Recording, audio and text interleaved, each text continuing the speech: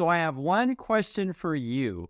Are we having a banking meltdown? And in fact, is the system at risk? I point this out because this is the headlines waking up this morning. Fitch warns it may be forced to downgrade dozens of banks, including JP Morgan Chase. That's the biggest bank. And this is interesting because they put out a list here. And it's actually fun to look at this together with you guys. So these are investment grade banks. And essentially, we're talking about downgrading the top banks. So the way that they categorize these, they put Bank of America, Bank of New York, Mellon, JP Morgan Chase, and State Street as being AA minus.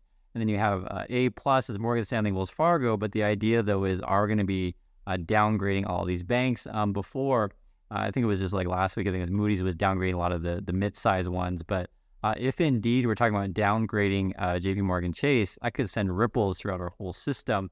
I've said this several times. We talked about this before on the channel as well. You got to look out for the commercial real estate market. There is a bubble there that feels like it should be a time bomb, because the basic gist of it is that a lot of people over leverage themselves, plan to invest in a whole bunch of commercial real estate, and then when the work from home / COVID thing happened, all the businesses moved out, right? So they don't have tenants right now, like commercial properties, and rents are due, et cetera. Or you have people like Elon Musk that just refuse to pay the rent. So you have a bubble there, and we've seen it also too with various multifamily / apartment complexes. We've seen it around the country where, again, people are just over leveraged and the money stops flowing. And I think this sort of possible downgrade of our banks is a real possibility. The other thing is keep an eye on consumer debt and consumer spending. I think we keep seeing headlines as like the highest record of credit card debt in history, this kind of stuff. And I do think it's worth watching. Now, if you've been following these sort of big investor people and sort of the famous lines, Michael Burry recently took out big bets against the market. So he's betting against the S&P and the NASDAQ 100. So this says, you can read the headlines. Burry, famous for big short, bought bearish options against S&P and NASDAQ. Moreover, and again, the question I asked you, are we having a meltdown? Evidently, the Russian ruble is having a meltdown. Evidently, the bank, you can see here, Russian central bank jacks up interest rates to 12% at emergency meeting after ruble plunge. I think it was something like the lowest in 16 years, something of that nature. And, they're trying to entice you to keep your money in rubles. That would be tough. That would be a tough sell. I could certainly see it collapse. It wouldn't be a shock. And you guys know this, many of the rich people in Russia had their money frozen via various banks around the world. And their economy, I don't know how they can keep fighting. We talked about this stuff before, sometimes on the channel, it just keep going. But this certainly bodes bad for them. I will say, though, the dollar has been doing pretty well lately. So I'm in Korea, so I keep track of this stuff on a daily basis. The Korean won to the dollar right now, $1 is 1,336 won. So just to give you some frame of reference, it can fluctuate. So sometimes the dollar is 1,000 won, so something like that. So this would be back, say, in 2015. You guys can see the chart here. Back when I first came to Korea, this was during basically the Great Financial Crisis. It was up as high as 1,500, right? So it hit about 1,450 the dollar to the won about a year or so ago. So it seemed like it was a good move to come here if you have dollars. And then I'm just telling you guys that the dollar's been creeping up again. So that just tells me that the people out there who are concerned about this kind of stuff are thinking, you know what? I'd rather have dollar than won. I don't want that stuff, or I'd rather have dollar than ruble, etc. It's just dollar is strong right now.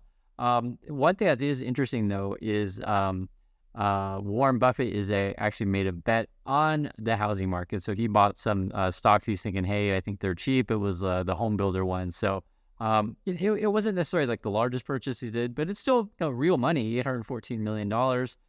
There was, because they don't say exactly, there was some hints that it may not necessarily be him, because he is going to step down and hand over the reins to someone else. But I just want to mention this to you guys. So you have Michael Burry betting against the market, betting against the S&P, betting against the NASDAQ 100, and you have Berkshire Hathaway buying a bit of home builder stock. The other big thing, when I asked you the question, are we having a meltdown? Read the headlines here. China stocks hit after developer Country Garden suspends some bond trading. This could be like another Evergrande kind of situation. And if you think about the Chinese economy, the real estate is a big part of it. And again, all these things, when you look at the numbers and this, et cetera, it's all a domino, basically, right? If Joe doesn't pay Larry, then Larry doesn't pay Stu, and Stu doesn't pay Steve, and you get the thing, and like there's just not enough money to go around. And there was a big one. So one, you have the Evergrande, and you got Country Garden. They're not making their bond payments or whatever. You can see the stock is taking a dive, so it's been kind of volatile, but it's starting to head on down. And then followed by, which is really interesting, China, it says right here, they've stopped reporting youth unemployment.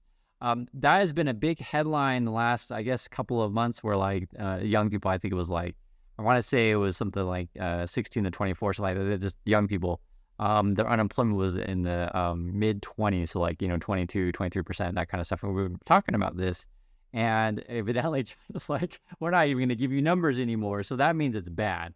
When they're not, like, refuse to give you numbers, and people have said, Chris, do you trust the numbers? And I always make the joke about the same as I trust the U.S. number. It's a joke, of course. But if they're refusing to give you any numbers, I think it's not a good sign. Moreover, evidently, they did an interest rate cut, and you can read the headline, China cuts rate by most since 2020 as economic woes deepen. And I guess this was like a surprise cut. So they weren't necessarily, how can I say, this wasn't telegraphed the same way that it's like the Fed does things. So I think the Chinese economy, the numbers, they're worse than what people had projected. So we can, for example, here you see industrial production, come with China here. Industrial production increased 3.7% in July. We are earlier lower than the 4.3 median estimate, right? So their industrial production was down a bit. Retail sales growth slowed to 2.5, worse than the median forecast of 4%. So again, numbers are worse than expected. Growth in fixed asset investment weakened to 3.4, below the 3.7. So everything's basically below expected. And then your jobless rate is up to 5.3, and then from 5.2. And then again, you have they're not publishing data. So it was from 16 to 24-year-olds. And I keep asking you guys this question, are we having a meltdown? And this sort of, in my mind, was like, what's going on with the banks? Fitch are going to be downgrading JP Morgan Chase. What's going on with that? Moreover, as you get to sort of have these sort of meltdowns, you're going to have more people clawing for money. This is an interesting one. It wasn't necessarily going to reach, all the headlines, but if you follow this kind of stuff, it is an interesting one. U.S. judge greenlights NIO investor class action over factory claims. NIO is one of those EV car companies coming out of China, and basically they kind of piped themselves as being the next Tesla. And before they went IPO, they were saying, hey, we're going to have this factory in Shanghai. It's going to be awesome.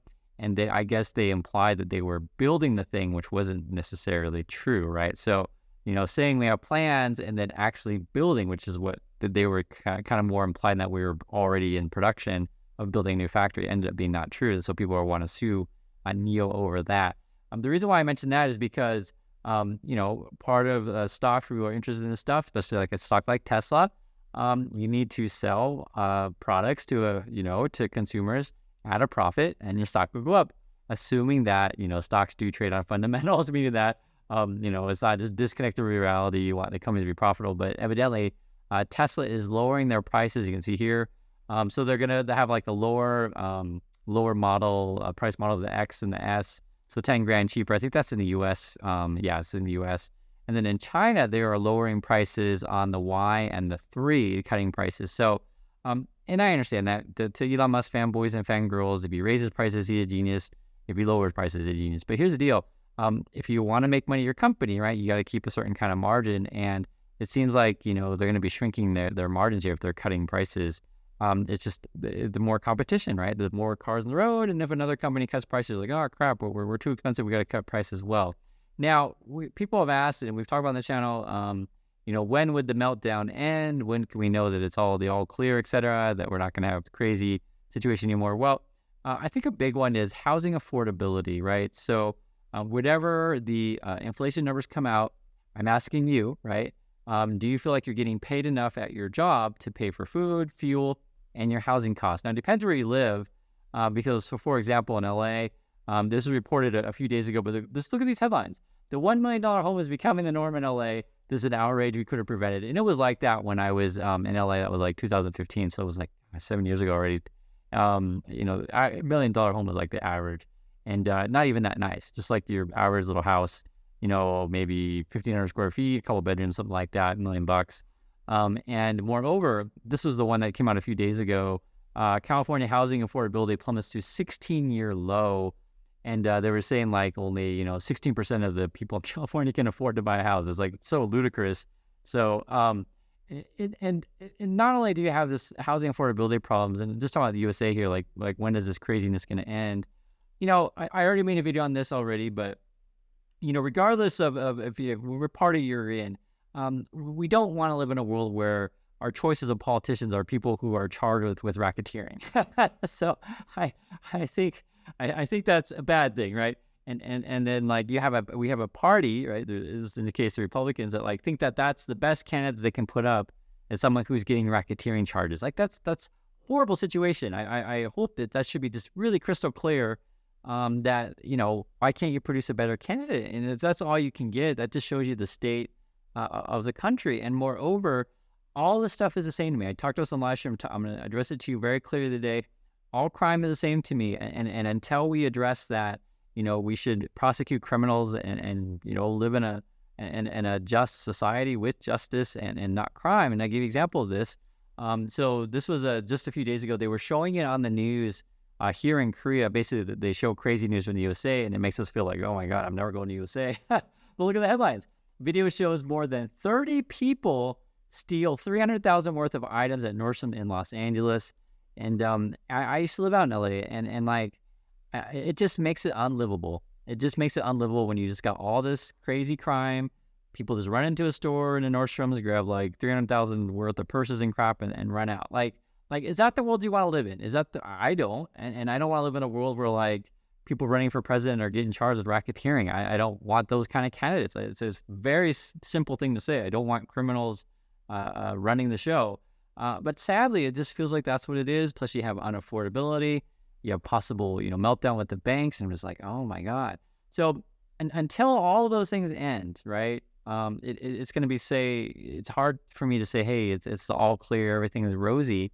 I just don't think it is. I think my personal opinion, and I've said this so many times, make sure you're protected at your job, right? Make sure that you have a good relationship with your boss. If not, make sure you have a good relationship with your coworkers, etc.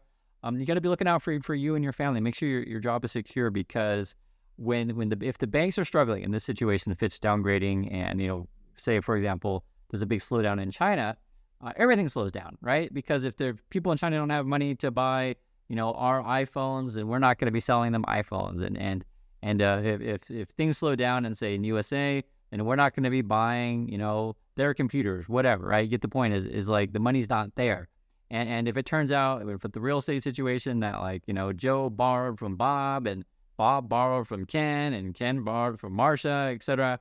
And one person can't pay, and so you get this whole domino. So, we've had this era of free money for a long time. Essentially then you got your Bitcoins and your Tesla bubbles, and everything's all propped up, and you have all these kids that think that is normal to give, free money, and they're going to have a rude awakening. This is a real thing, right? When you cut off essentially the money printing machine, things slow down. So I have not been on the AI hype board, and I get that the market's been running because it's like, hey guys, AI is the future, etc. I have not been on that hype machine. But it is very true. If you understand that it's a bubble, you can make money in the bubble. But what happens is that a lot of people don't necessarily know it's a bubble. They think, oh, I'm just going to hold my bubble stocks forever and my bubble assets forever, etc. And that's when they really get burned. So I think all these things added up. Just play cautious. I don't think that's a crazy thing. And again, when will this stuff end? I was thinking, when all the crime and stuff ends, hopefully. When housing does become affordable. Until those things happen, I think it's tough to be confident. Some of the different things that I've been seeing is it's funny because like you had these people like, oh, see, the market's going up, therefore we're gonna have a great economy, everything's gonna be fantastic, right? Those people who just basically, and you'll see it on YouTube, whatever the market does, they just make a video that corresponds to that. And then it's funny because how can I say, the sort of narrative will change, meaning that, you have a group of people that say, oh, AI, you gotta buy AI, et cetera. And now the narrative is starting to be like, well, maybe our banks, aren't so great, because we never actually solved the commercial real estate thing, the Silicon Valley Bank thing. I never felt like that was completely solved. And I think this is sort of where this rating things come from. So that's my thoughts on this stuff. I'd love to hear your guys' thoughts. And again, the question I asked, are we headed for a meltdown? And in your area, do you think housing is affordable?